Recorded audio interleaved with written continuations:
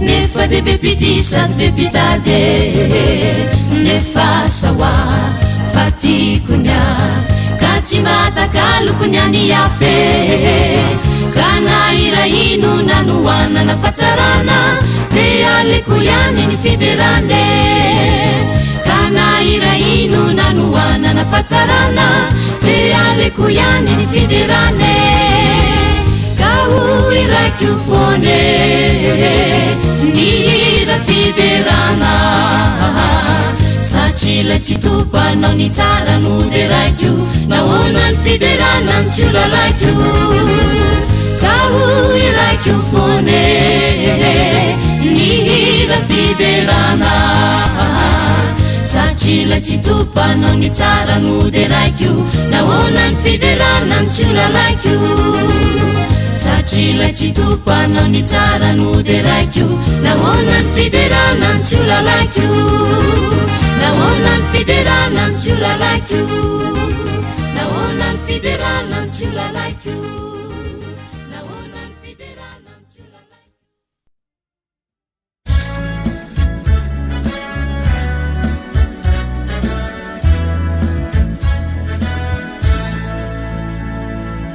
Izano anoko nani Jesusu Izano anaki maoazemu Eni atarali, eni ajabe Izita hamuzi, kone tezare Zeshira zadukunayo Jesu ikuloza, ekuzawa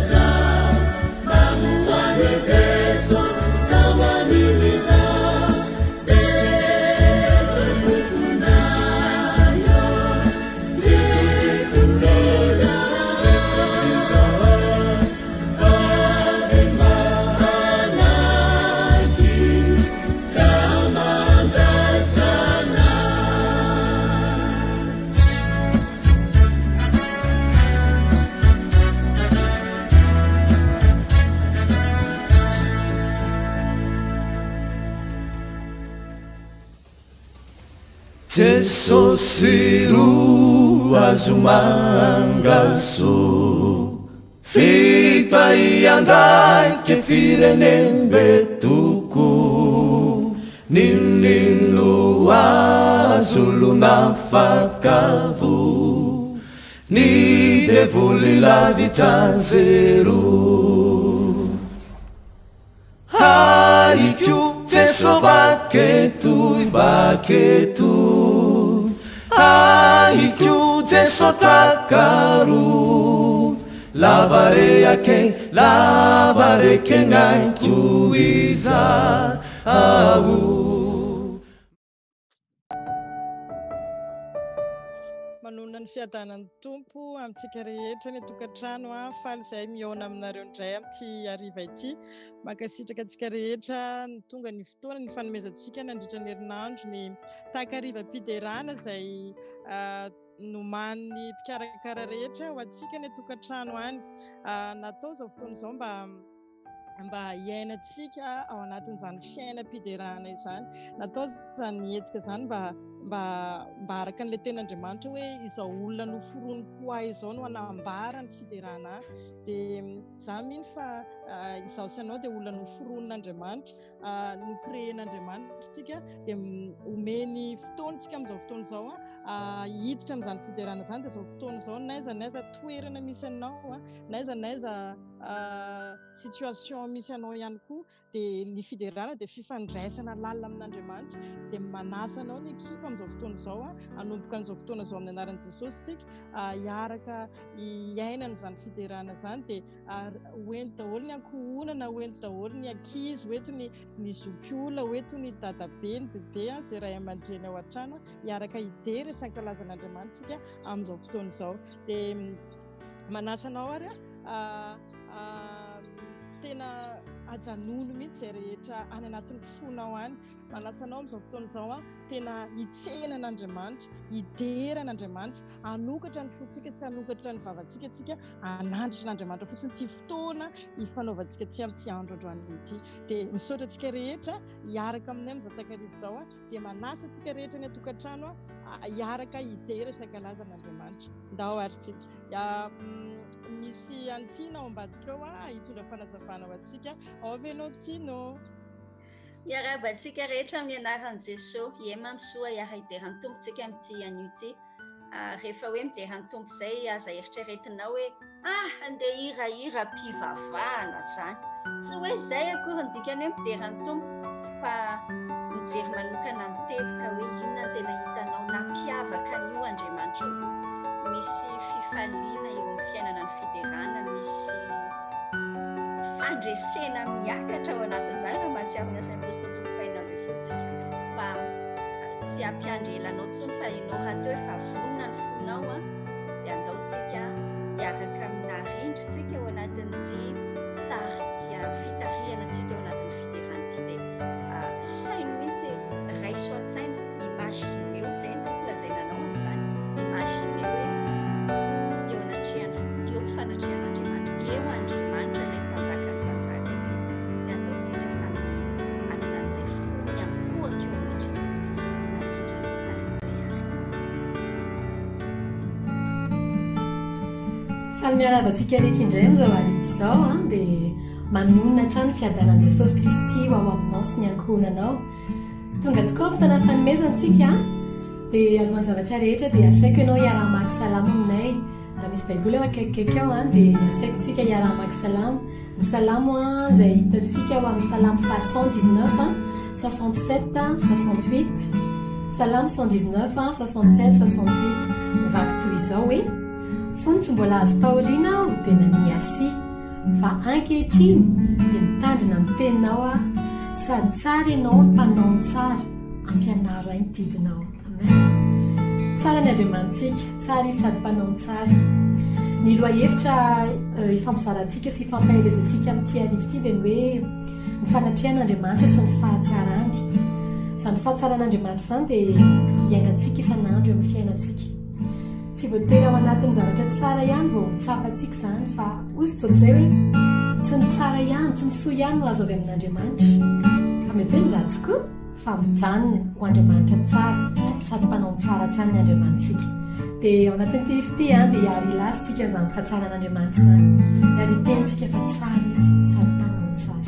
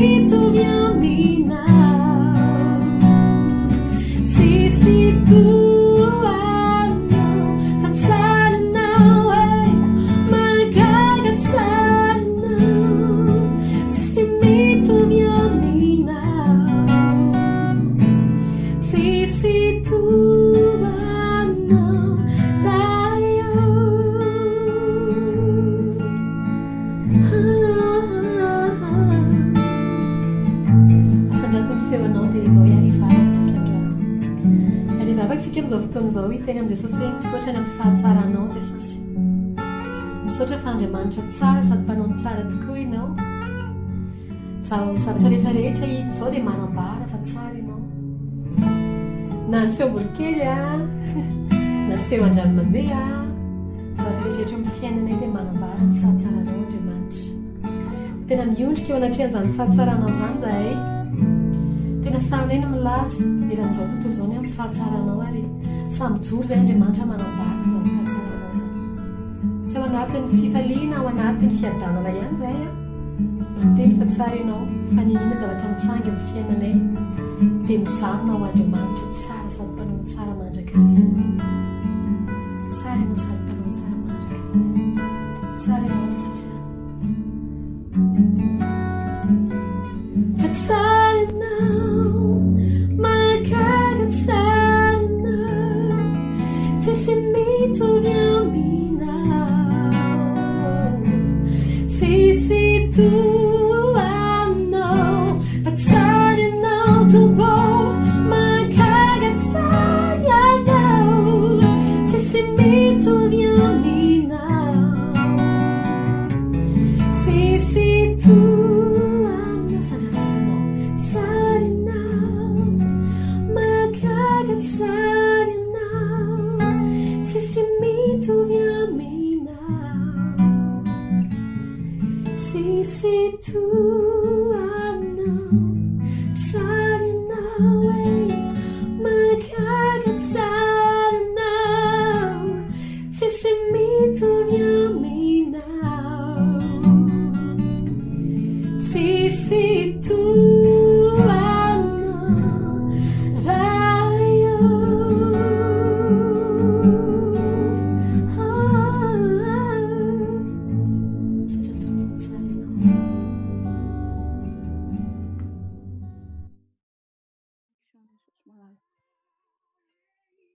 Oh, merci Seigneur pour ton amour. Effectivement, c'est l'amour de Dieu qui nous permet d'être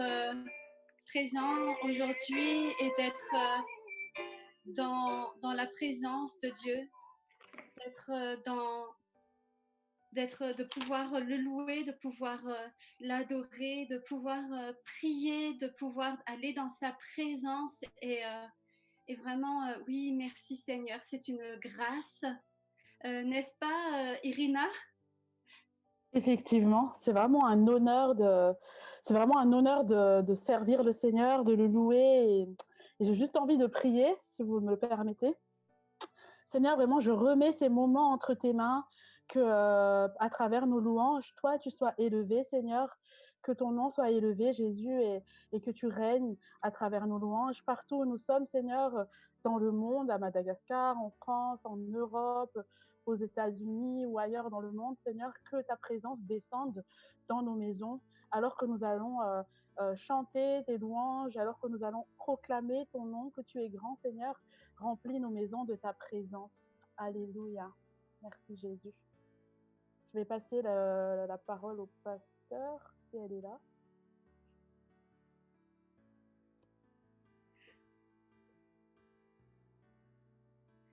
Je crois que pasteur Phelan a un petit souci technique. Connexion mihitsy no tapatapaka. Voilà, merci Seigneur. Pasteur Phelan, afaka mandray fitenenana ianao.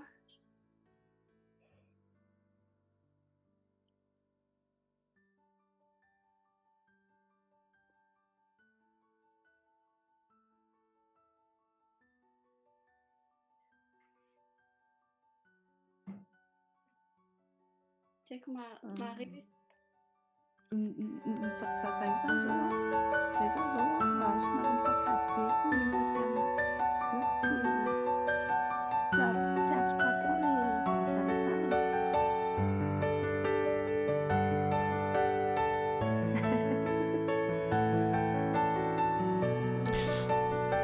Ok re,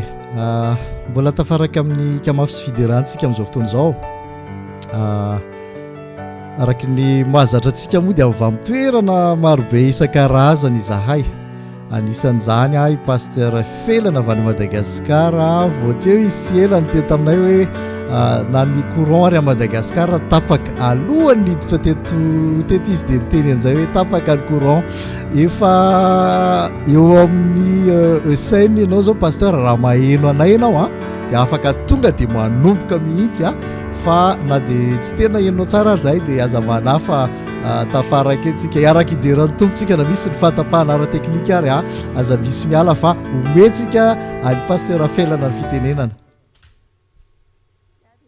Nisy adalana bebe atsika tsiray avy naiza naiza misy atsika manaraka izao fotoana mahafinaritra izay ahafahantsika mideran'Andriamanitra izao mihaino ny tenin'Andriamanitra. Ny anjarako izay nomeny tompo tamin'ity arivo teny izara aminao ny amin'ny atao hoe ny fanatrehan'Andriamanitra sy ny fahatsarany. Mino sahady fa ny tenin'Andriamanitra dia ameno atsika tsiray avy ambadiky ny teny dia mazava ho azy fa feno ny fahatsaràn'Andriamanitra. Ny fanatrehan'Andriamanitra sy ny fahatsarany dia tsy afaka misaraka mihitsy, tsy azo sarahana. Raha vao misy ny atao hoe fanatrehan'Andriamanitra dia misy mandrakariva ny fahatsarany mikoriana amin'ny fiainantsika tsiray avy. Mazava be fa fantatrao loatra ny tokantrano any hoe ny Andriamanitritsika dia voasoratra voalaza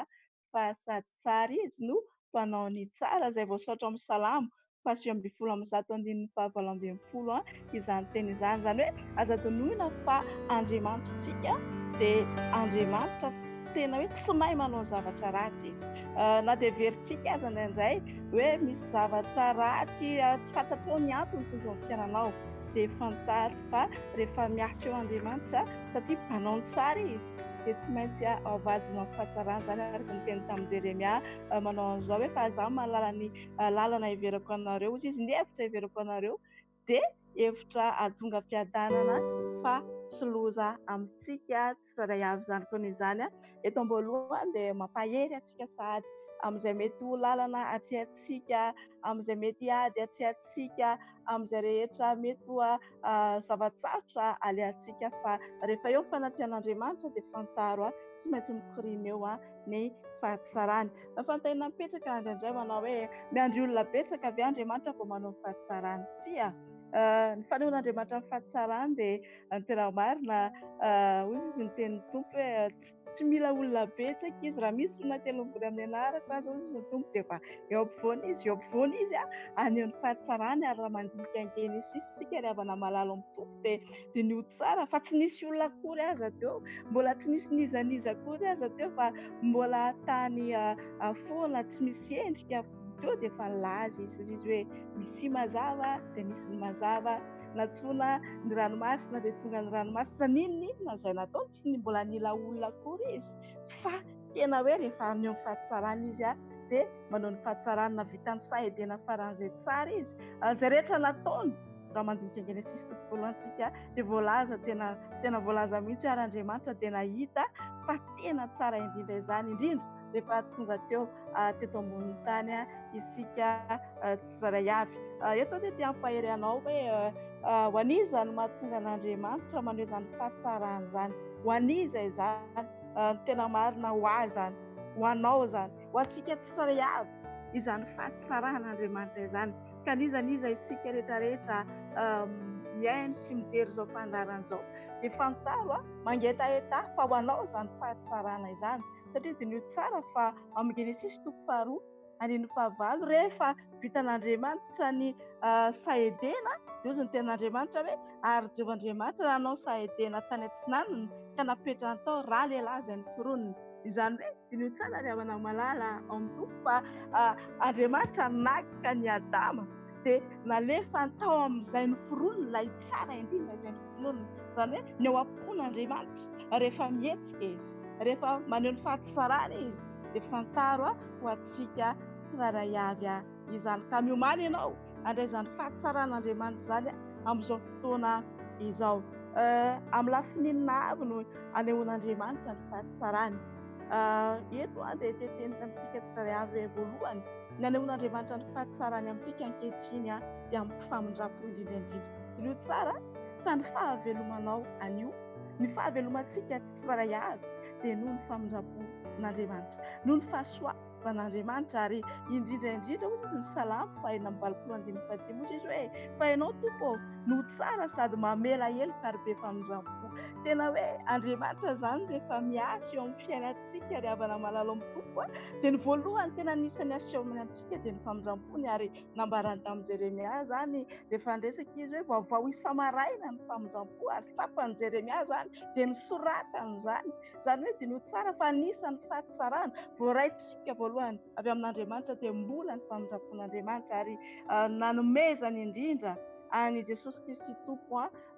zanany lahy amin'ny Jaona 3:12 no milaza an'izany hoe hoy izy fa toy izao nitiavan'Andriamanitra izao tontolo izao nomeny ny zanalay tokana mba tsy ho very izay rehetra mino azy fa hanana fiainana mandrakizay. Ny tiana ambara dia izao, Andriamanitra rehefa miasa dia miasa izy. Andriamanitra rehefa te haneho ny fahatsarany dia asehony amin'ny fahatsarany. Ary hoy ateo hoe ny famindrampony dia lehibe amintsika tsirairay avy. Izy koa ry havana malala amin'ny tompo rehefa mitarika dia fantaro fa taritiny mandrakariva amin'ny fahatsarany ianao. Eto dia teteny hoe ny fiainantsika tsirairay avy, ny fiainam-piankonatsika, ny fiainam-piarahamonina, ny fiainan'ny firenena rehefa apitaka eo am-pelantanan'Andriamanitra dia tsy maintsy hoentiny amin'ny fahatsarana ny fiainan'ny tsirairay avy. Nisy fotoana Josoa sy Kaleba tena nitenenin'Andriamanitra mihitsy rehefa ho any amin'ny tany Kanana dia izao nitenenin'Andriamanitra mantsy ny zanak'Israely rehefa nirahana hisafy tany ry zareo dia hoy izy ny ten'Andriamanitra amin'ny Nomerika 4:17 hoe ary niteny tamin'ny fiangonana dia ny zanak'Israely rehetra izy ireo lahy ka ranao hoe ny tany izay nalehana ny safoina hoy izy dia tany tsara indrindra. Izany hoe ny zavatra ho avy izay hitarihan'Andriamanitra antsika tsirairay avy dia fantaro fa tsy maintsy mety ny amin'ny fahatsarana mandrakariva isika rehetra. Ka tiako ny mampahery antsika sahady hoe ry havana malalo amin'ny tompo aza manany amin'izay mitsangana io, aza manany amin'izay mety fiainanao androany fa ny Andriamanitra zao dia mitarika anao mandrakariva amin'ny fahatsarana tanteraka izany. Eto dia te hilaza ihany koa hoe Andriamanitra dia fantaro fa rehefa manome vahaolana izy dia mitarika manome vahaolana ny tsara indrindra mandrakariva. Asa raha tadidinao ny tantara ao amin'ny Jaona 2:2, ny fahagagana nataon'i Jesosy voalohany tamin'izy tonga tetsia, tamin'izy niasa niditra tao anaty ministerany dia misy ilay mariage anankiray tao Akana. Rehefa tao anatin'io mariage io dia nasaina tao Jesosy. Fa inona ny zavatra nitranga izay iarahantsika mahafantatra? Ny zavatra nitranga dia izao lany divay. Ao anatina mariage jiosy izany, ny falan'iny divay izany dia fahafahambaraka tanteraka. Fa saingy izao satria misy fanatrehany Jesosy eo, satria eo Jesosy. Dia rehefa eo Jesosy dia azo antoka fa raha ihany ny fitarihan'i Jesosy ny tsiraray avy dia tsy maintsy hiova voninahitra sy fahatsarana ny zavatra rehetra. Ka teteny amintsika tsiraray avy izay any an-tokantrano any, inona ny zavatra nitranga rehefa niaino ny fitarihan'i Jesosy, rehefa niaino ny fitarihan'i Jesosy ny olona tao anatin'io fanasana io, izany hoe tompony andraikitra, dia efa niteren'i Jesosy hoe andana ozy izy, andana ozy izy fenontsiny, nefa feno rano ilay izy. Dia ilay olona tsy niteny mihitsy ny hoe rano, tsy rano anery tompony tadiavinay fa divay anery ny tadiavinay. Fa izao lasa reto olona reto nanaiky fotsiny ny fitarihan'i Jesosy, satria ao ambadiky ny fitarihan'i Jesosy dia mitondra antsika eo amin'ny fahatsarana mandrakariva izy. Dia inona ny zavatra nitranga rehefa tonga dia natolotra ny olona nasaina rehetra tao anatin'izany fanasana izany, tao anatin'izany mariage izany, ilay rano rehefa nisotro ny tsiraray avy dia natsapa hoe tao divay ilay izy, ary tsisy nafantatra akory aza hoe lany divay. Jaona 2:10 dia milaza mihitsy hoe araka ny fanaon'ny olona dia ny divay tsara no arosony aloha, ary rehefa nisotro be ny olona dia vao izay ratsiratsy kokoa, fa ianao kosa efa nitahiry ny divay tsara ambara ankehitriny. Ry havana malalo amin'ny tompo, ny fanatrehan'Andriamanitra sy ny fahatsarany dia fantaro fa tsy misaraka hoe aty eo. Eo amin'izay mety misy olana, eo amin'izay rehetrarehetra ahitanao mety hoe ho tady ho fahafahambaraka izy izany, aza matahotra amin'ny fomba rehetra Andriamanitra rehefa hiaino azy ianao dia tsy maintsy manao izay azony atao izy amin'ny fahatsarana anao, satria ny antony izy mihitsy ny mpanao ny tsara eo amin'ny fiainantsika tsiraray avy. Ny zavatra nitranga dia izao arak'ilay voalaza teo hoe gaga ny olona hoe ny famapazatra dia izao divay tsara no mody omena ny voalohany dia avy eo ny ratsiratsy kokoa. Fa hafa mihitsy ty mariage anankiray ty, hafa mihitsy satria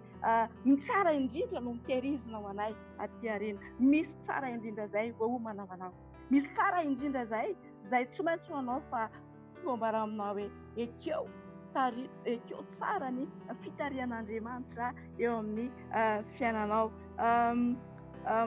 Mety tentsika tsiraray avy izany hoe manompo an'Andriamanitra, manompo an'Andriamanitra pasteur, manompo an'Andriamanitra ny ekipa rehetra izay mikarakara izao fotoana izao, nefa hatramin'ny androany ohatrany tsy mahita mangirana izany. Isan'andro dia miantso ny fanatrehan'Andriamanitra, nefa hatramin'ny anio dia tsy mahita mangirana izany. Teteny amintsika tsiraray avy, aza mbola kivy, ary aza kivy mihitsy fa raha mbola velona Jesosy ary tsy hoe ho faty akory izy efa velona izy, fa raha vao izy no eo amin'ny fiainanao ambarako tsy maintsy hiboiboika ny fahatsarany eo amin'ny fiainantsika.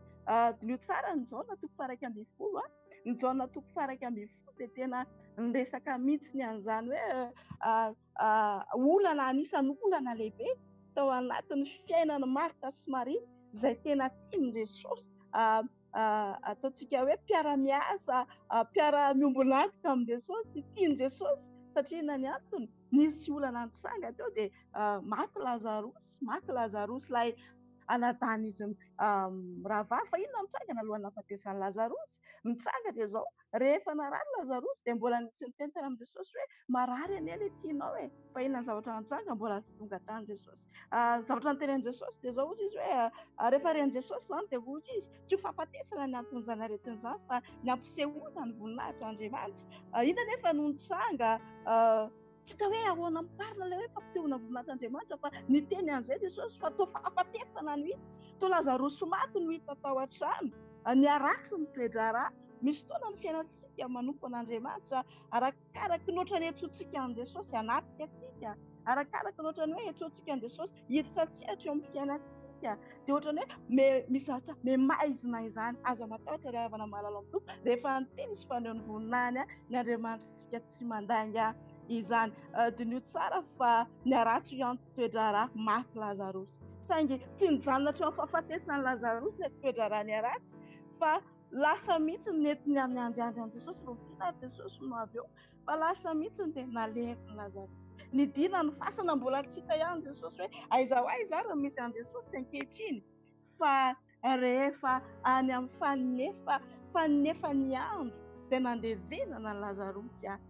vohiny fa tamin'ny tompo. Tiako ny milaza aminao fa tsy hoe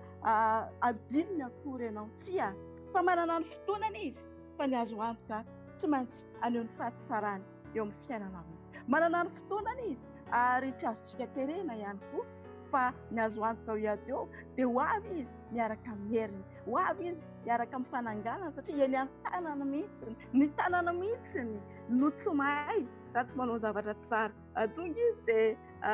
niazakazaka Marta,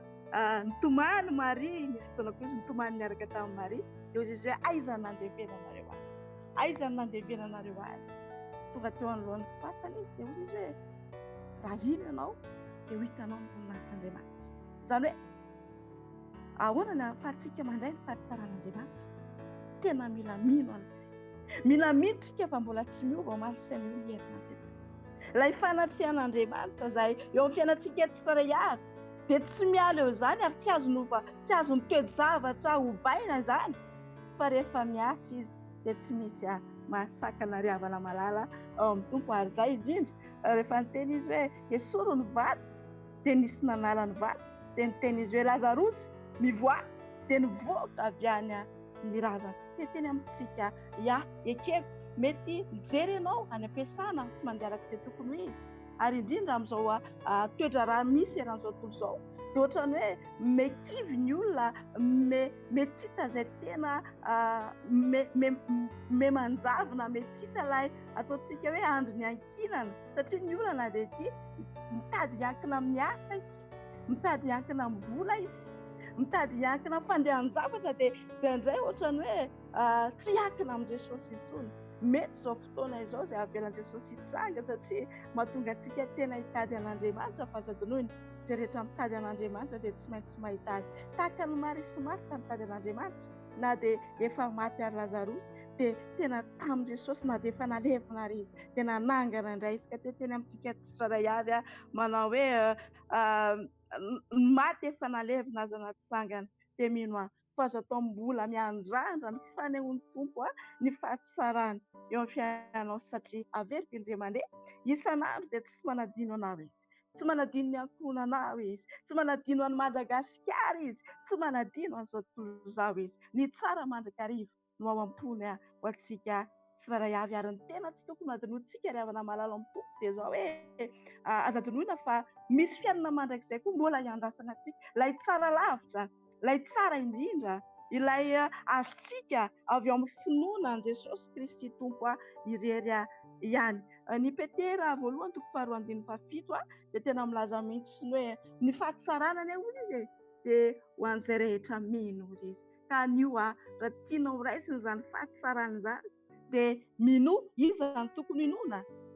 iza ny tokony inoana? Jesosy Kristy tompo ilay zanak'Andriamanitra. Mino an' Jesosy mba ho hitanao isan'andro izany fahatsarana izany. Mino an' Jesosy mba ho tsapanao izany fahatsaràn'Andriamanitra eo amin'ny fiainanao izany. Mino an' Jesosy mba ho hitanao ny voninahitr'Andriamanitra eo amin'ny fiainanao satria voasoratra fa izay mino an' Jesosy irery ihany sy ny mandray an Jesosy iray ihany no tonga zanak'Andriamanitra. Ary iza moa ilay Andriamanitra, io ilay Andriamanitra resantsika tamin'ny voalohany hoe Andriamanitra sady tsara izy no mpanao ny tsara. Io ilay Andriamanitra resantsika tamin'ny voalohany hoe ilay Andriamanitra tsy mahay manao zavatra ratsy izy. Ary raha hitanao raha foatra meratsy mitoetra raha eo amin'ny fiainanao dia aza matahotra fa ainy no mbola mitondra anao amin'ny fahatsarana lavitra noho izay eritreretinao. Izany hoe manasa anao raha te hahita ny fahatsaran'Andriamanitra ianao. Tena andray an Jesosy Kristy tombo anjaka eo amin'ny fiainanao. Ary anao izay efa nandray azy kosa dia tiako ny mampahery anao hoe tsara mandrakariva ary havana malalo amin'ny tombo ny mitombo amin'ny fahamasinana. Ny tenin'Andriamanitra manko dia milaza hoe raha izao fiainan'izao ihany no anatenantsika Kristy dia mahantra indrindra isika. Ny tenin'Andriamanitra dia milaza hoe raha toka ity fiainana ity no ifikirantsika, raha toka ny fahatsarany eto amin'ity fiainana ity no anopotsika an'Andriamanitra dia mahantra indrindra noho ny olona rehetra isika. Ka teteny amintsika tsirairay avy ekena misy fahatsarana tsy takatry ny saina eo amin'ny fanafian'Andriamanitra. Fa izao ny Andriamanitritsika dia tsy hoe tsara fotsiny ihany, tsy hoe mpanao tsara fotsiny ihany izy, fa Andriamanitra masina ihany koa. Mila mitombotsika amin'ny fahamasinana, mila mitombotsika amin'ny fahatahorana n'Andriamanitra, mila mitombo isika indrindra amin'ny fanaovana sy fankatoavana izay ambaran'Andriamanitra mba tsy ho fiainy fotsiny ihany ka hamitaka ny tenantsika. Fantaro ary aza donoina fa efa ho avy ny tombo. Raha ohatra ka 2 taona lasa no efa nitenenana an'izany, raha ohatra ka efa ela no nitenenana an'izany dia dinio tsara fa miakaiky izany fotoana izany. Izany indrindra ry havana malala no tena tiako iantsoantsika amin'izao afaka izao hoe miambena, mivavaha mandrakariva, aza manao totoy ny fiainam-panahy, aza ataoko totoy ny 2 segondranao, aza ataoko totoy ny minitranao, fampifantoha amin'ilay Jesosy Kristy tompo mbola hiverina indray. Tamin'ny lakamisitsika izao ataontsika hoe nankalaza ny fiakaran'ny tompo tany an-danitra dia nio tsara fa hozy izy ny anjely hoe iny Jesosy izay hitanareo niakatra iny izy dia mbola hiverina indray. Ary fotoana izao tena hoe atsapanao fa rehefa hiverina izy ka akatsika tsirairay avy dia hitondra antsika any amin'ilay tsara indrindra. Miomana ny amin'izany zavana malala amin'ny tompo ary indrindra mangataka mafy isika tena ho an'i Madagasikara manokana mba hatsapan'izany ny vahoaka malagasy. Tsy misy fahatsarana azo antenaina eto amin'ny firenena raha tsy manana an Jesosy. Tsy misy fahatsarana azo irina eto amin'ny firenena raha tsy mifamatotra amin'ny Jesosy. Ka noho izany manentana anao tena hoe ianao izay miaina amin'izao fotoana izao tena aza donoina fa tianao Andriamanitra. Izay fitiavan'Andriamanitra anao izay dia fitiavana mandrakizay ary izay fitiavan'Andriamanitra anao izay dia tsy hamelanao hiaina fotsiny ao anatin'ny faharatsiana voalohany amin'ny toepanahy io fa hitondra anao amin'ny fahatsarana izy amin'ny toepanahy io dia rehefa ambinina ny fanahinao amin'ny toepanahy tsara dia tsy maintsy ambinina ihany koa ny nofinao. Voninahitra ny ho an'Andriamanitra mety raha mba hiaraka hivavaka isika. Ireo misaotra anao izay ny amin'ny teny mamay voninahitra anao izay satria eo amin'ny fanatrianao dia misy fahatsarana. Indraindray izay manontany tena hoe tompo misy fotoana arakaraky ny vavahanay, arakaraky ny antsoinay ny fanatrianao dia ohatrany hoe misy zavatra mematy metsita zany ny fiainanay. Tompo fahatsapana fotsiny izany fa tsy marina izany eo amin'ny fiainanay dia eo ianao, miaraka aminay eo ianao ary indrindra tahaka ny nanangalanao an'i Lazarosy dia nonay lehibe fanangalanao ny fiainam-panahy tsiraray avy indray ka nantena ilay tena fahatsarany indrindra dia fiavianao ho any hitondranay any amin'ilay Jerosalema vaovao. Saotra ray amin'ny anaran'i Jesosy. Amen.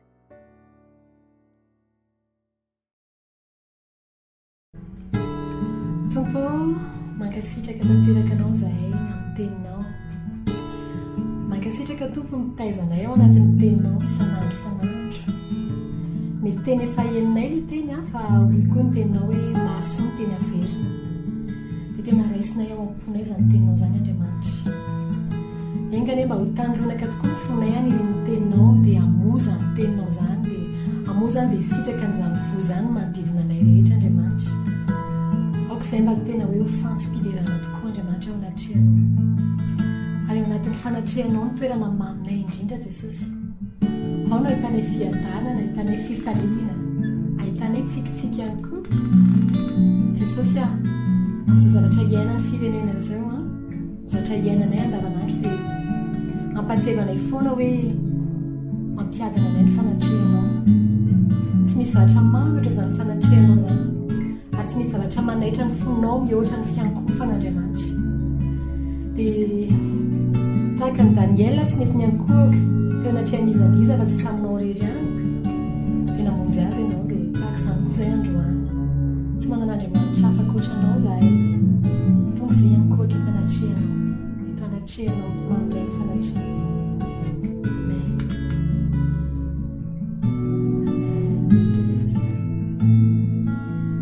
Dei toetreo amin'ny fanatrehanao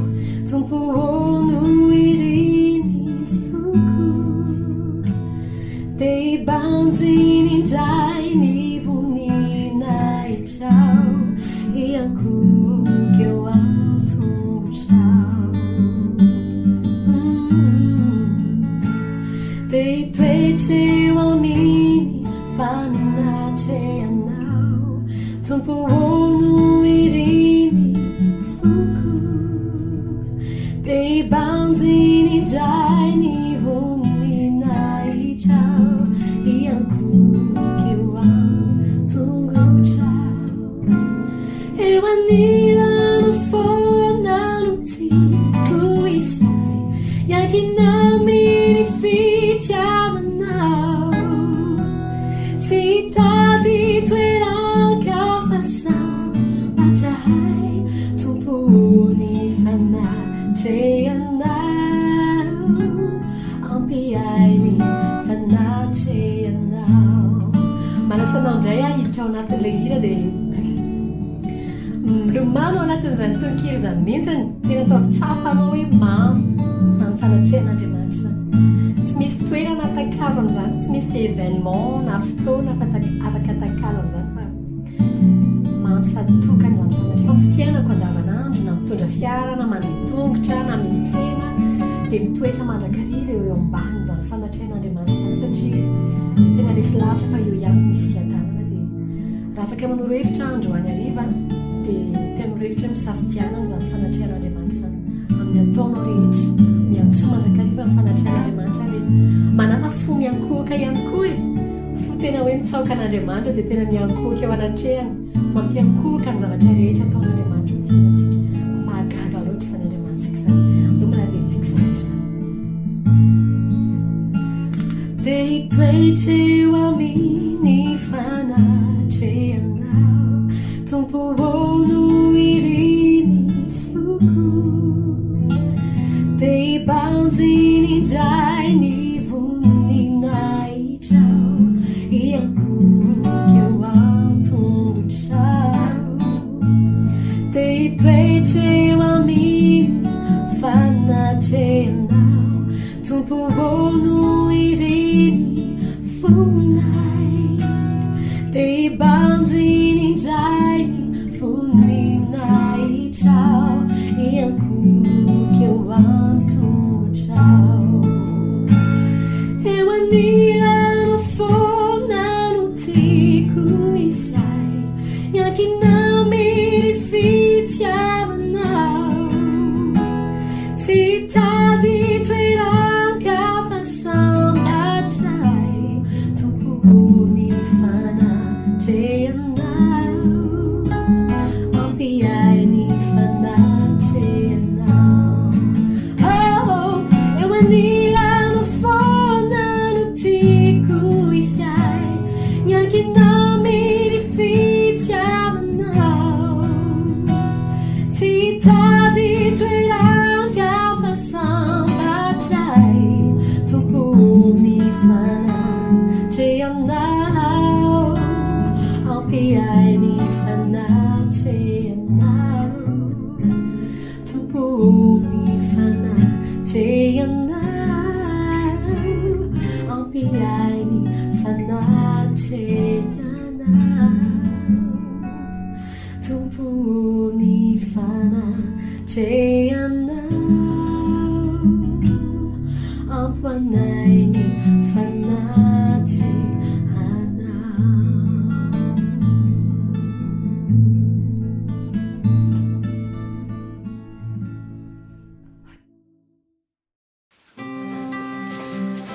tenin'andriamanitra izay mba tiako zarainantsika rehetra ao amin'ny galatiana toko faefatra ny andininy fahenina sy fafito mino fa efa enitsika izany teny zany fa enitsika ifampahery amin'izao arivo izao dia hiara-maky amin'izany teny zany tsika amin'ny anaran'i Jesosy manao hoe ary satria zanaka ianareo dia ny rain'andriamanitra ataom-potsika ny fanahiny zanany miantso hoe abaray eo ka dia tsy mpanompo ntsony ianao fa zanaka ary zanaka dia mpandova koa noho ny ataon'andriamanitra amen misaotra an'andriamanitra tsika naniraka an'i Jesosy Kristy tokoa hosolotena nitondra ny fahotantsika rehetra dia izany sorona nataon'i Jesosy Kristy izany no ahafahantsika manana alalana hanantona an'andriamanitra dia hiantso azy tahaka ny hoe raintsika halleloia mamy izany teny zany ary tena izany tokoa ny fahamarinana tena satran'andriamanitra tsika hiantso azy tahaka ny hoe ray hiantso azy tena hitanao ohatrany hoe amin'ny fiainana andavanandro dia ohatrany zanaka miantso hoe ray ohatrany zanaka miantso hoe papa ohatr'izany koa tsika tian'andriamanitra nanantsika fifandraisana aminy isika miantso azy hoe ray satria tsika dia tena zanaka tokoa ary zanaka dia mpandova ozy ny tenin'andriamanitra izany hoe mpiray lova amin'ny Kristy tsy misy zavatra important indrindra mihoatra amin'izany angambany zay hoany izany no miraintsika nyity izy ity milaza hoe za kosa aloha raha mbola velinaina dia zahay anomponao foana za raha mbola velinaina ka mbola matsiaro io saiko io Andriamanitra dia za hideranao foana ny talentako Andriamanitra ny talentako dia atolotro anao zato isan-jato dia ninina zavatra ataoko dia ataoko toy ny hoe ho an'Andriamanitra zandra teo ny tenin'Andriamanitra hoe zay zavatra atao dia atao fotoa tahaka ny ho an'ny tompo dia izay mihitsy ny antom-pijoroanay androany Jesosy ilaza aminao hoe raha mbola velonainy izay dia manompo anao satria zanaka ny antsoinao anay zandry ny antsoinao anay Jesosy dia ny andronay rehetra ny sisa iainanay rehetra dia hideranay ianao atao hiaranao an'izany iry zany azy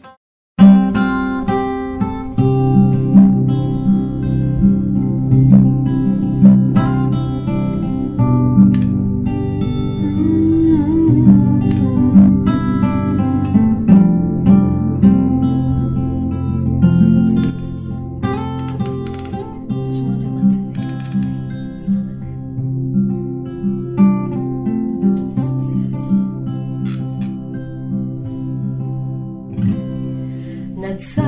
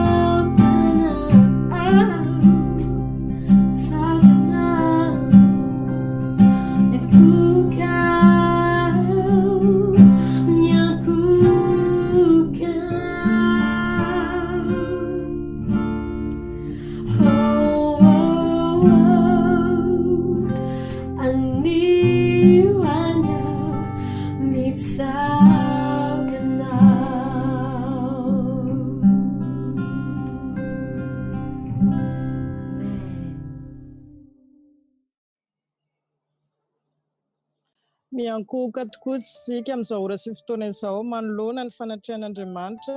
dia tena falifaly ny fotsika rehetra midera sy mankalaza n'Andriamanitra amin'izao fotoana izao dia araka ny ten'Andriamanitra hoe kanefa masina ianao izy dia ilay mipetraka ambony fideran'i Israely dia amin'izao ora sy fotoana izao Andriamanitra dia siege mipetraka ambony fiderana ataontsika dia tena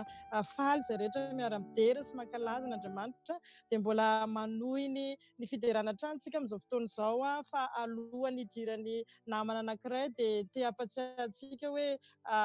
ny fotoana ifanaovantsika ohatr'izao dia isaky ny asabotsy amin'ny 7:00 any Madagasikara no manomboka amin'ny 8:00 azafady amin'ny 8:00 any Madagasikara manomboka ny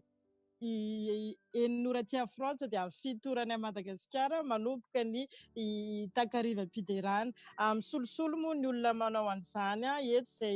izay ampifandimbiasy ny mpikarakara amin'izany fa ny anjarantsika dia anjaranay dia manasantsika tsirairay avy anatin'izany fotoana izany hiaraka iankohaka sy hideran'Andriamanitra tsika amin'ny fotoana isaky ny asabotsy hariva tahaka an'izao dia manohy ny fotoantsika amin'izao fotoana izao misy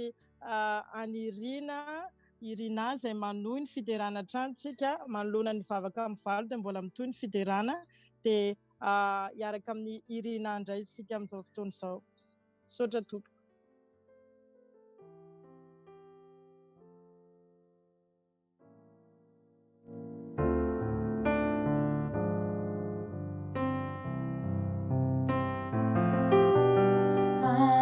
Yeah.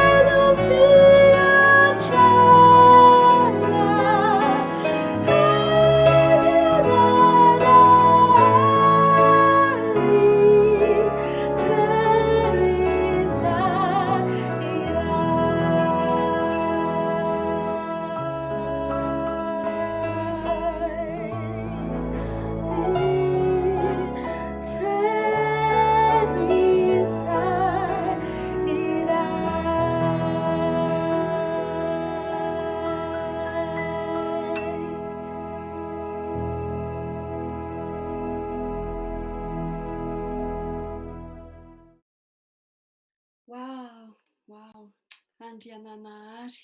masina indrindra. Te-hamaky araka amintsika ny salamo 6:7 andininy 10 sy ny 11. Mitsahara ka aoka ho fantatrareo fa izao no Andriamanitra. Hisandratra amin'ny fireneny samihafa aho, hisandratra amin'ny tany aho. Jehova tompony maro no momba antsika. Andriamanitra i Jakoba no aro ho antsika. Mitsahara ka aoka ho fantatrareo fa izao no Andriamanitra. Wow, tena tao anatin'ilay hira teo tena izay no fahatsapana taty anaty hoe tena izy no Andriamanitra. Andriamanitra izy, izany Andriamanitra lehibe izany no momba antsika araka n'ity tenin'ny mpanao salamo ity. Jehova tompony maro, l'Éternel des armées no momba antsika. Te hitarika antsika, mbola hitohy hitarika antsika anatin'ny fisaorana an'Andriamanitra, mbola ao anatin'ny fideranan'Andriamanitra. Satria Andriamanitra lehibe izy, Andriamanitra tsy takatra ny saina izy, dia nefa te mijery antsika olombelona, nefa te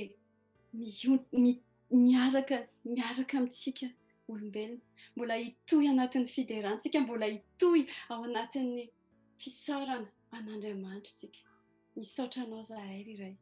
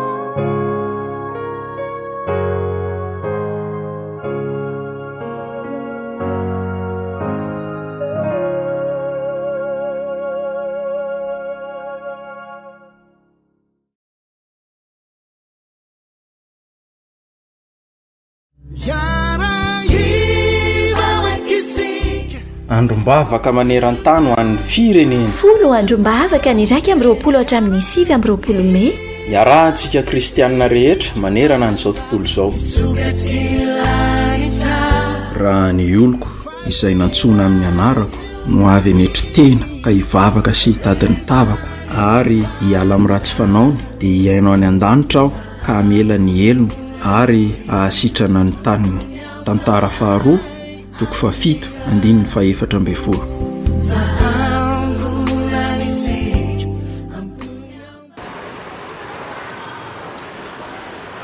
Rehefa miarabantsika rehetra amin'ny anaran'i Jesosy Kristy Tompo ary dia manomana ny fiadanan'ny Tompo amin'ny isan-tokantrano sy eo amin'ny isan-batan'olona. Ary zara roa moa izany fandaharana izany. Ny tapany voalohany dia ahitantsika fampianarana izay eto am-ponipon'Andriamanitra mitondra loha hevitra hoe amasino izahay.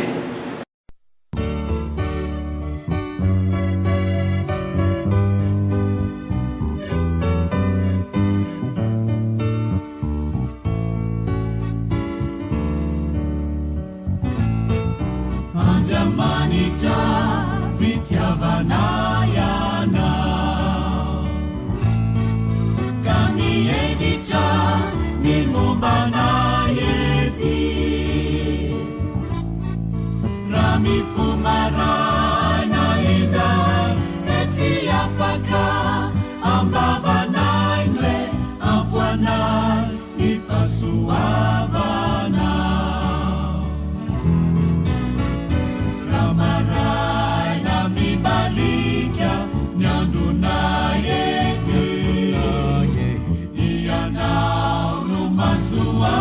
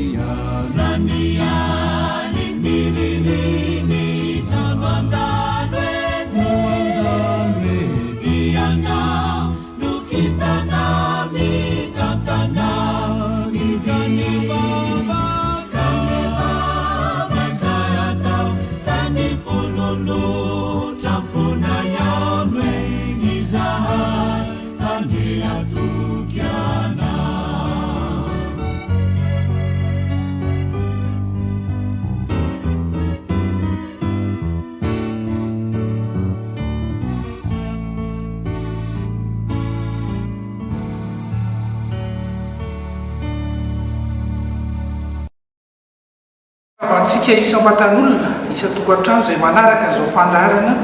andro-bavaka maneran-tany fandarana manokana eto Madagasikara iarahantsika manamarika izany hoe andro-bavaka maneran-tany izany.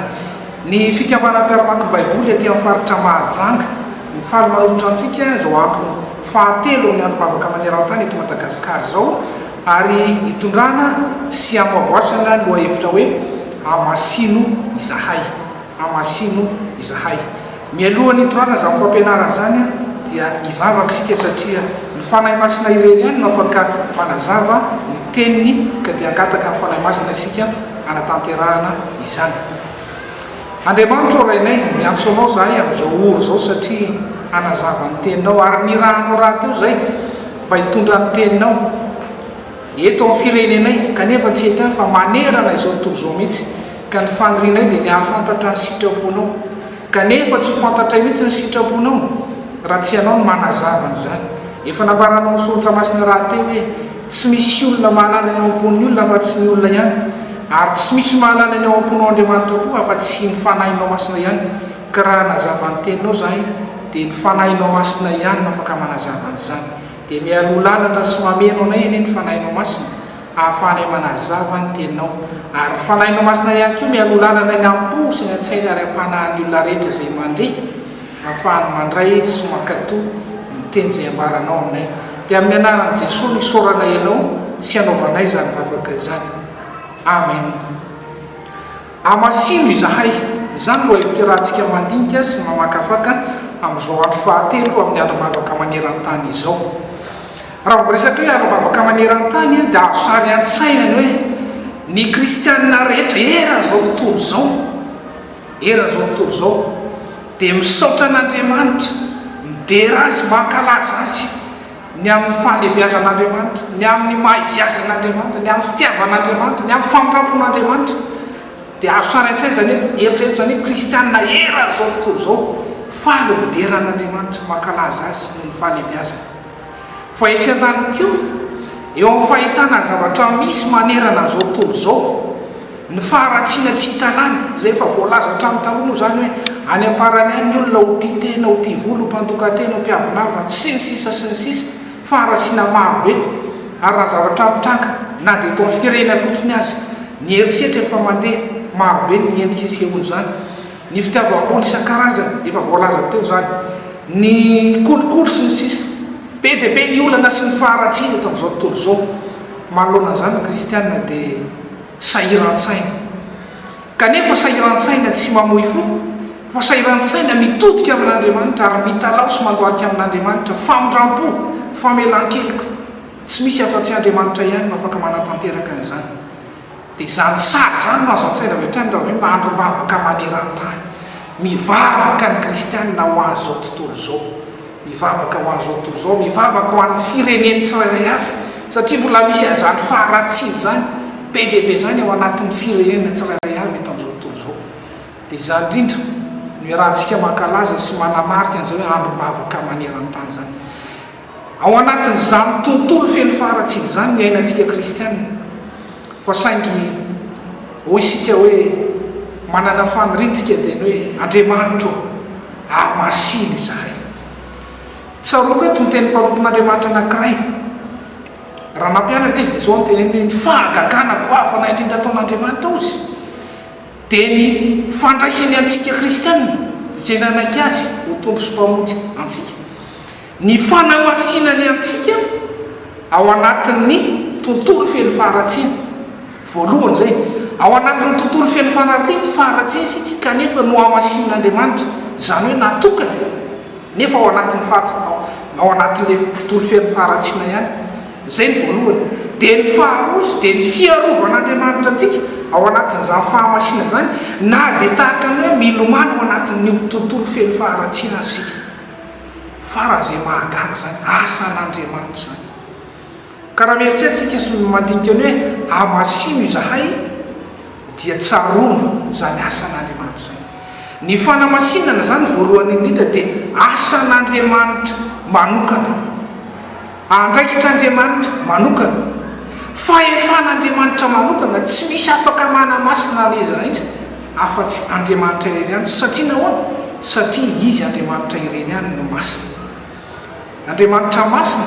afaka manamasina ny olona zay efa mibebaka mino an'Andriamanitra dia amasin'Andriamanitra fahamarinana ngeza be zay Andriamanitra irery ihany no afaka manamasina ny olona zay efa manarika azy iza tokoa zany no azo no amasin'Andriamanitra dia efa mitohy avy hatrany zany hoe izay rehetra nantaro fibebahana ka mino an'Andriamanitra mandray an' Jesosy Kristy ho tompo sy mpamonjy azo manokana dia mahazo ny fanahy masina zany efa nilazaindry Petera tamin'ny fotoan'andro hoe mibebah ianareo areko atao batisa amin'ny alaran'ray zay zanaka Jesosy fanahy masina mba azo famelana ny koreo ary ianareo handray ny fanomezana dia ny fanahy masina zany no asan'Andriamanitra manolotra ny fanahy masina apetraka Andriamanitra ato anatsika ny apôstôly Paoly amin'ny Korintianina voalohany dia milaza toy izao hoe efa matoy izany ihany ny sasany taminareo tia lazainy zany hoe efa tao anatin'le fahotana etonao anatin'izao tontolo zao ihany tao ihany tsika talozy fa saingy toy zany izy hoe saingy efa voasasy ianareo efa no amasinina ianareo efa no amarinina ianareo tamin'ny anaran'i Jesosy Kristy tompo sy ny fanahina amin'Andriamantsika tatsika amin'izany izy isika rehetra dia tao anatin'ny tontolo feno faharatsiana io avokoa sy ny voaka avokoa taotsika rehetrarehetra ny lomano tao fa saingy rehefa nibebaka tsika nandray an' Jesosy tompo sy mpamonjy dia no amasinina isika ary zay no mbaran'ny Paoly apôstôly raha mampatsy azy hoe efa mba toy izany ihany ny sasany aminareo saingy efa voasasy ianareo efa no amasinina ianareo asan'Andriamanitra madiodio ny fanamasinana ary zay rehetra manatona azy dia amasininy tahaka zany raha mandray sarisary anorytsika dia tahaka zao zany hoe fanamasinana zany eritrereto ny olona anankiray raha hoe manasa lamba misy lamba maloto be dia be eo ao anaty sobika anankiray maloto daholo ny lamba raisina tsirairay eo sasana alonao anaty rano asiana savony kosera dia kobanina dia madio tahakatahaka zay miendriky ny fanamasinana ka izay rehetra efa madio dia atokana mba tsy fangaro amin'loto intsony zany no atao hoe fanamasinana ary ny hevitra anankiray voalohany indrindra fanamasinana dia hoe fanokanana atokana zay efa madio ka izay efa no amasinina andriamanitra zany hoe efa no dioviny dia atokany dia asary an-tsaina tsara ny tenin'ilay mpanompon'andriamanitra anankiray teo hoe ny asan'andriamanitra mahagaga dia nanamasina eny antsika sy nanokana eny antsika ao anatin'io tontolo feny faharatsiana io na dia ao anatin'ilay tontolo feny faharatsiana asika dia no amasin'andriamanitra asan'andriamanitra zavatra voalohany goavana be zay fa ny faharody izao amin'ny fomba hoana no anamasinan'andriamanitra atsika zay efa mino azy dia soratra masina amin'ny Efesianina toko voalohany ny 7:20 dia milaza hoe ao amin'ny kio ianareo rehefa renareo teny fahamarinana dia ny filazantsara famonjinanareo eny ao amin'ny kio ianareo rehefa nino no nasiana tomboka se tamin'ny fanahy masina araka ny teny fikasana inandray no mbarana zany ny teny fahamarinana rehefa nandreny teny fahamarinana sika dia nandray an'izany dia iny koa entin'andriamanitra manamasina antsika ny teny amasinana manamasina antsika amin'ny alalan'ny teny koa andriamanitra ny fandraisantsika ny tenin'andriamanitra ka raha mieritreritsika raha maniritsika hoe andriamanitra amasino zay araka izany lohateny zany dia fomba fanamasin'andriamanitra tsy ihany koa ny fitiavantsika mamaky ny tenin'andriamanitra ny tenin'andriamanitra no mitoetra ao anatsika ny tenin'andriamanitra mivelona ao anatsika dia iny no mitondra antsika ho amin'ny fahamasinana zany koa mbola sitrapon'andriamanitra anankiray fa eo fitondrantenantsika ihany koa rehefa nandray fanahy masina tsika ainy anatsika any ny fanahy masina napetraka andriamanitra araka ny teny Petera teo hoe rehefa nibebaka itsika dia natao batisa tamin'ny arandraisina andraka fanahy masina dia nahazo fanomezana dia ny fanahy masina dia miseho ety amin'ny ivelany koa zay fitondranteny zay zany hoe ny fanahy masina nanamasinana antsika ao anaty nangatahantsika dia hita amin'ny fitondrantenatsika eo amin'ny fiainantsika ary zany mamarany apôstôly Petera raha namposika an'io izy hoe fa araka ny fahamasinan'ilay miantso anareo dia aoka mba ho masina koa ianareo amin'ny fitondrantena rehetra amin'ny fitondrantena rehetra tsy hoe fiainana anaty fotsiny zany fahamasinana fa zavatra iaina ny ivelany dia hitany olona dia raha raisina sasary amin'ilay lamba ny sasana teo rehefa ny sasana ilay lamba ka nypasoana tsara dia anaovana dia hitany olona hoe madio tsara zany lamba zany dia tahaka zany tsy misy hafa no endriky ny fahamasinana sy ny fanamasinana rehefa nangataka tamin'andriamanitra tsika ny aninona zany tena takian'andriamanitra rehefa izay zany no fitinina kely hoe rehefa no hamasinina sika naniry isika hoe hamasino zay andriamanitra dia tena sitrak'andriamanitra zany asan'andriamanitra zany ary rehefa tena jerena azy dia mifanojo mihitsy ny faniritsika hoe mba ho hamasiny hoe hamasino zay andriamanitra sy ny fanirian'andriamanitra satria andriamanitra mihitsy nanomboka tany amin'ny andro zanak'Israely amin'ny Leviticus toko 5:20 dia efa nangataka tamin'ny zanak'Israely ny andriamanitra hoe aoka ho masina ianareo satria masina ao andriamanitra reo ary mbola averin'ny apôstôly Petera zany teny Petera voalohany toko voalohany 15 hoe aoka ho masina ianareo satria masina ao Jehovah andriamanitra reo fanirian'andriamanitra mihitsy ny hahamasina antsika ka raha faniritsika mangataka amin'andriamanitra sy hamasino zahay dia tena fanirian'andriamanitra zany mifanaraka tsara zany ny faniritsika sy ny sitrapon'andriamanitra fa anankiray goavana lehibe tsy azo atonona ihany koa dia zao raha nivavaka ho an'ny mpianany Jesosy Kristy indray andro amin'ny jaona toko 7:7 dia zao ny nambaran'i Jesosy fangatahana tamin'andriamanitra ray hoe manamasina azy amin'ny fahamarinana ny teninao ho fahamarinana tatsika amin'izany andriamanitra maniry antsika ho masina Jesosy Kristy mangataka amin'ray mba hahamasina antsika hanamasina antsika dia amin'ny alalan'ny teny manamasina azy amin'ny fahamarinana ny teninao ho fahamarinana zany fanirian'andriamanitra dia atao hoe tafarainy ty sy ny manina andriamanitra maniry antsika ho masina Jesosy Kristy mangataka amin'andriamanitra hanamasina antsika isika raha teo mangataka ny mba ho hamasinina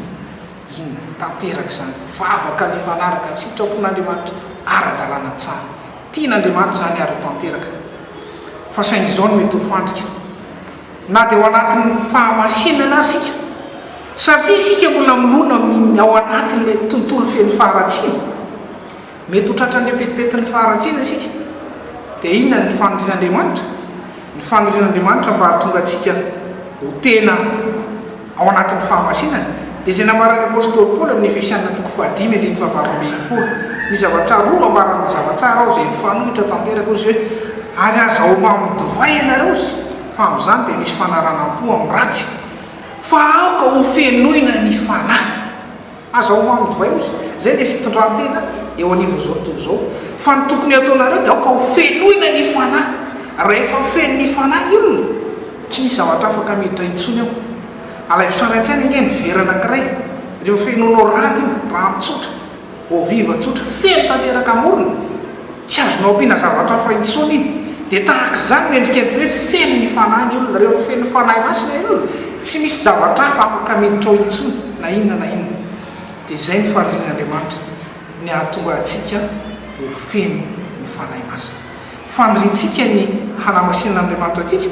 tena sitrapon'andriamanitra zany efa ny tanterahan'andriamanitra zany efa nankatahan jesosy kristy zany ho antsika fa ny anjarantsika dia ny mitoetra mandrakariva ao anatin'izay fanahy zay ary ho feno ny fanahy masina ka hatonga atsika ho arovan'andriamanitra tsisy zavatra afaka miditra intsony eo rehefa tena feno ny fanahy masina atsika ny amin'ny tianantsika azy dia tsotra faniritsika ny ho amasinan'andriamanitra fa tena fanirian'andriamanitra sitraponyko zany karaha mivavaka tsika sy manonontsika hoe amasino zay andriamanitra dia efa tanteraka zany nanomboka teo amin'ny fotoana nandraisantsihan jesosy kristy ary raha jesosy kristy raha mivelona ao anaty zao tontolo zao tsika jesosy kristy dia mibavaka amin'andriamanitra reny hoe mba arovy reo amin'ny ratsy jaonina 7:10 arovy amin'ilay ratsy reo ary indrindrindrindra mba amasino izy ka mba ho masina tahaka anao andriamanitra ray izy tahaka an' jesosy kristy zany fandrian'andriamanitra zany ny fahavavaka nataon'i kristy faniritsika izany a dia iritsika ho tanteraka somatsara sorantsika andriamanitra satria avy aminy zany asan'andriamanitra zany fahefan'andriamanitra zany andraikitr'andriamanitra zany ary ho tanteraka zany satria izany raha teo no sitrapon'andriamanitra isorantsika andriamanitra ny amin'any fampianarana soampatsahivana foy ny amin'izany hoe fanamasinana antsika zany hivavaka isika misaotra anao zay mankasitraka andriamanitra satria raha nangataka zay hoe amasino zahay dia asa efa no tanterahanao fo zahay nibebaka sy nandray anao jesosy kristy ho mpamonjy anay zany fa ny tena fanirinao anatin'izany fanirina izany dia ny hoe mba hitoeranay feno ny fanahy masina mandrakariva amin'ny androm-piainanay rehetra dia mino zay fa miaro anay tokoa ianao satria zany mivavaka nataon'i jesosy kristy hoe mba hiaro anay amin'ny faharatsiana ary mino zay manantena sy matoky fa miaro anay ianao ny voninahitra ao anao reny andriamanitra rainay fahasoavana sy ny fiadana kosa atolotra ao anay amin'ny anarany jesosy no anay avamisany amen.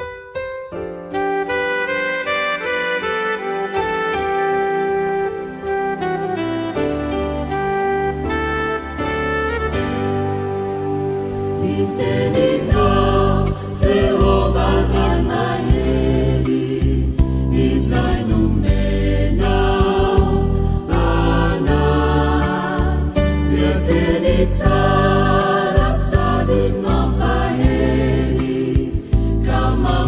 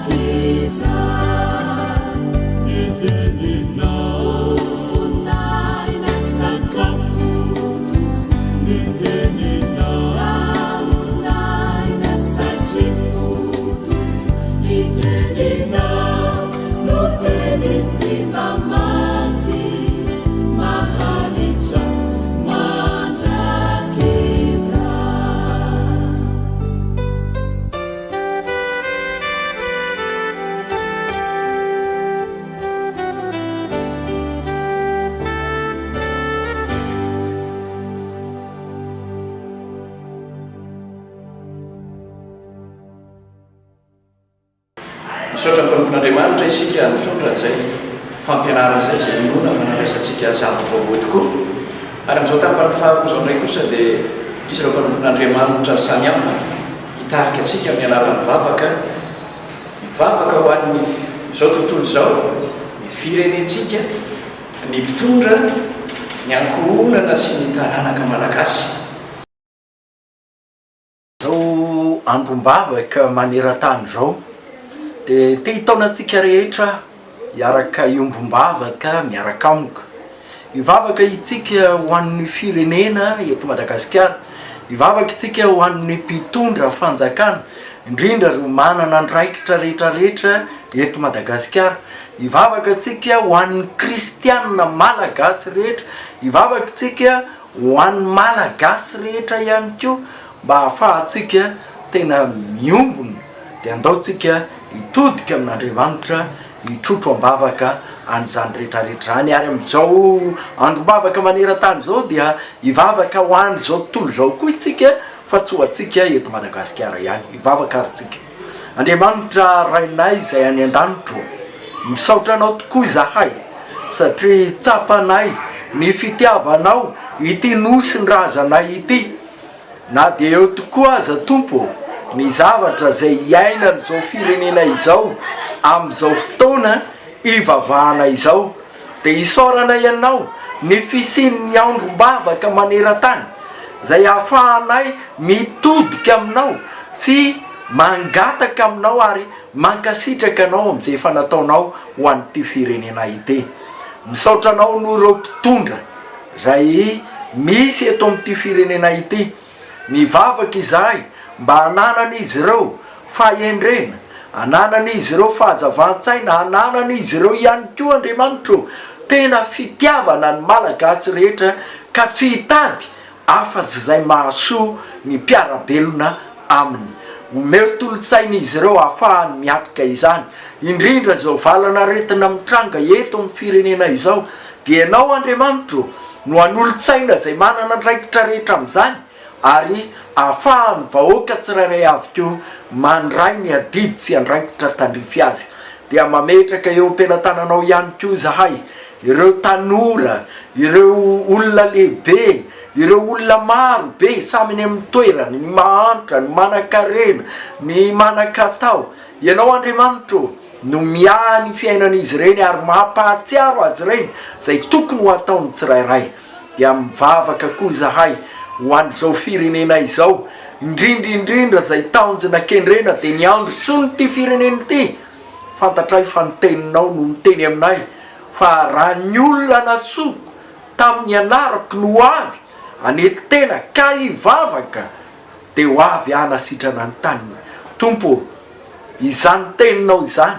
no manosika anay hangataka sy hivavaka indrindraindrindra ho an'ny kristianina tsirairay avy ahatsiaro hijoro vavolombelona eto amin'ity firenena misy anay ity ka ahafahanay mitodika sy mangataka aminao ary miala amin'ny ratsy fanao araka ny teninao. Mahatsiaro ihany koa izay Andriamanitro ho an'ny firenena rehetra maneran-tany, indrindra amin'izao ady atrehana amin'ny valana retina izao. Engany Andriamanitro ka ianao no hitsinjo izao tontolo izao ary ianao koa Andriamanitro zay nanorina n'izao tontolo izao teo amin'ny tana maherinao. Ianao no hamindra fo ary ianao no ahataonteraka zay tianao ho tanterahana eto amin'ity tany ity. Amin'ny fanantenanay ny fiverenany zanakao no azonay toky sy angatahanay izany vavaka izany koa dia mankasitraka indrindra Tompo ho tahinane izany tonom-bavaka izany ary manateny izahay fa hamaly izany amin'ny tana maherinao ianao. Amin'ny anaran'i Jesosy Kristy zanakao no azonay maniry sy mangataka izany.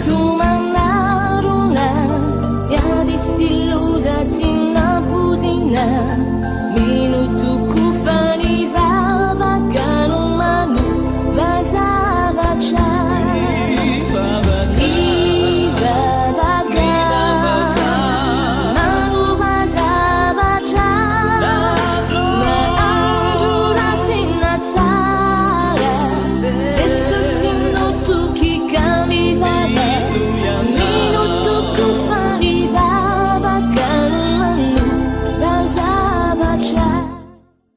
andriamanitro dia raha sy mankalazanao zahay ary manome voninahitra anao mety andro lehibe sady malaza zay omenao izao tontolo izao isataona ka ahafahana miombombavaka manerana tany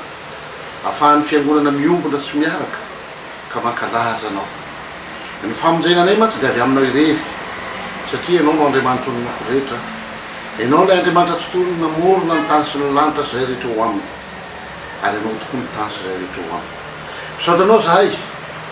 fa ny olombelona dia nataonao ho zanako sy asa tananao ka hiadidinao isanandro tsy mitsara ary fantatray fa matoy izao tontolo izao mbola tsy rava sy mitoetra dia noho ny fanapahana sy ny fitondrana ary ny fahefanao irery ihany ho amin'ity andro malaza an'ity dia miray fo miray saina miray fanahy ny fiangonana ny mino manerany tany miantoraka ao aminao satria mila vonjy izao tontolo izao mila vonjy ny firenena rehetra noho ny zava-misy zay tsy miafina aminao ary ny irenay dia ny hienono ny vavaka zay mitalao sy mitaraina ny irenay dia andraisanao an-tanana zay tena mangiryfiry ka mila fanasitranana andriamanitro rainay eo amin'i Jesosy Kristy ianao ary zany indrindra ny itodianay eo amin'i Jesosy Kristy ilay tompo sy mpamonjy ary mpanavitra anay hitondra fanasitranana ho an'izao tontolo izao ary hitahaka izao tontolo izao hibebaka sy fony eo anatrehanao ka hitodika aminao manokana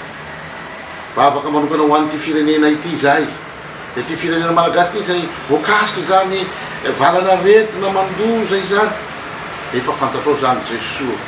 isarana anao reo fanosotranonao isaorana anao reo tompony andraikitra ao fianakavimbe mpitsapy sy ny mpitandro filaminana zay miara miasa sy miara miombona manatanteraka amin'ny fandaminana rehetra ka mandray an-tanana ny marary fenoy ny herinao izy ireo matanjaka sy mahery ary andeha amin'ny finoana amin'ny fitiavana amin'ny fanantenana tompoandriamanitra io zay rehetra marary ny ity valana retiny ity ao ny Covid-19 ao ny dengue zay mahazo manokana faritra misy anay raiso amin'ny tanana rery tompoandriamanitro aoka tsy ny fahotana vitan'izy reny no ijerenao azy fa aoka ny alehibe ny fitiavanao satria tsapanay matsy fa ny fitiavanao dia tsy miala aminay mihitsy isan'andro andriamanitro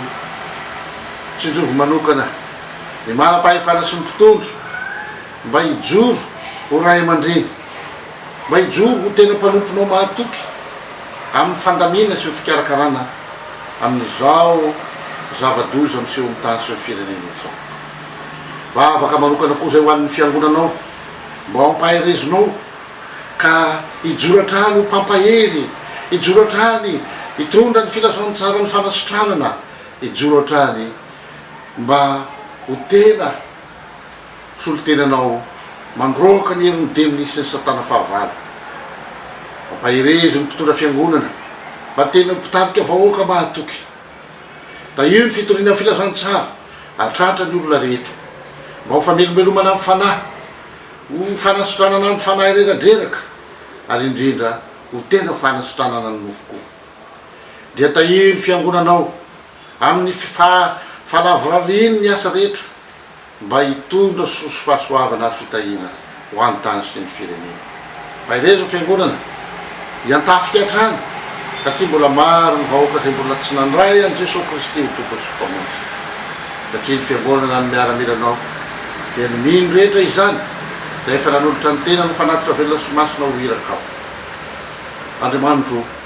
ny fifalianay amin'izao androm-bavaka maneran-tany zao dia ny afahanay misokabava sy miombona ka mitodika aminao ilay tompony hery sy ny fahefanatrany an-danitra ka tretỳ-tany tompoandriamanitra io matoky zay fa na inona politika mpanjakana na inona hevitra hita amin'izao tontolo zao ianao ihany tompony teny farana ho ny vavakay dia mihitahinao ny ezaka rehetra zay mifanaraka amin'ny sitraponao hitondra fanasitranana sy fahasoavana ary fitahina ho an-tany sy ny firenena dia matoky zay ry Kristy tompo fa tsy mamelana io rery ianao fa eo aminay mandrakariva manamarina ny teninao hoe indro zao momba anareo mandrakariva ambara-patonga fahataperana zao tontolo zao tena marina sy mitoetra tokoy zany mba toy zahay mbola toy izao ary mivavaka koa ankehitriny dia ny angatahana ny asany ny fanahinao masina dia raha efa namahery ampahery ny olonao, ampahery ny mpitondra fanjakana, ampahery ny mpitondra fivavahana, ampahery ny vahoaka rehetra, ary indrindra tena aneo za vao mahagaga eo fiainanay. Matoky zay ry Jesosy Kristy tompoty anay io, fa mamaly vavaka ianao ary pengy vavaka, ary ianao rery ihany manefa zany fangatanay zany, satria ataonay amin'ny anaranao tompo mahavonjy izany. Misaotra ry Jesosy Kristy tompoty anay io.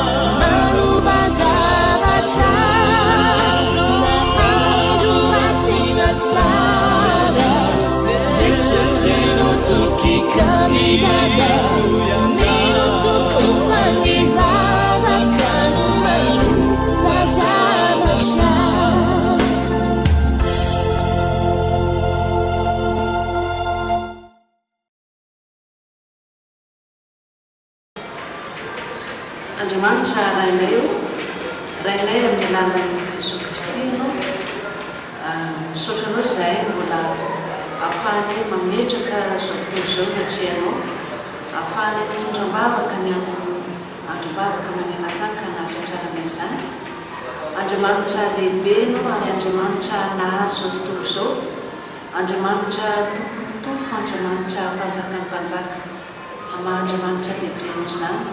Nahary zao tontolo zao anao izany, dia naharianao izahay olombelona zanakao. Tompo, misaotra, mideranao, mankalazanao ary manome voninahitra anao zay satria menao fotoana manokana hitondranam-bavaka ny ankohonanay ao anatin'izany raim-pianakaviana, ao anatin'izany ny renim-pianakaviana, ao anatin'izany ny zanaka, ao anatin'izany ny taranaka ray manontolontsy. Tompo, ianao efa nametraka ny raim-pianakaviana sy ny renim-pianakaviana ho iray mpivady ao anatin'ny tokantrano. Dia tena manokana anatrianao izy ireny Tompo, tena vady mifankaty, vady iray saina ary vady ifanara-tsaina tokoa ka afaka kolokolo ny ankohonana. Tompo, mety ny ao anatrianao koa ny ankizy, ny tanora, ny zatovo, ny rehetrarehetra mihitsy Tompo, ny taranaka rehetra mety ny ao anatrianao, tena taranaka vanina, taranaka masina, ary izany mangatana ianao Tompo,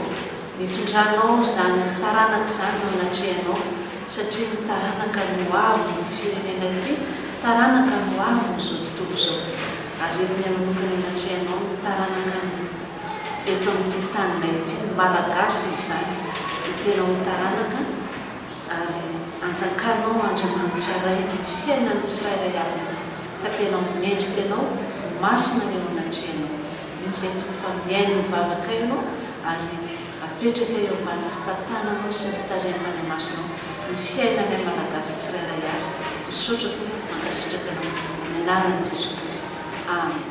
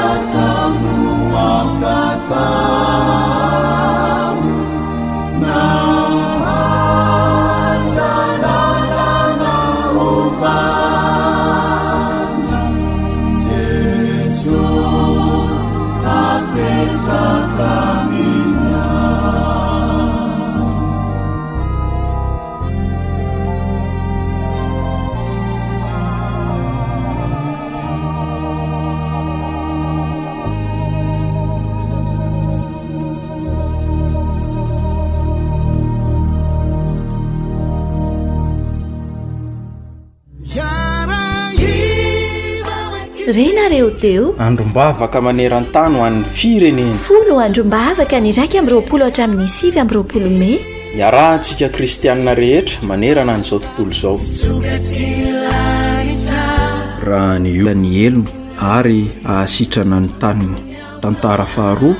toko fafito andininy faefatra ambe folo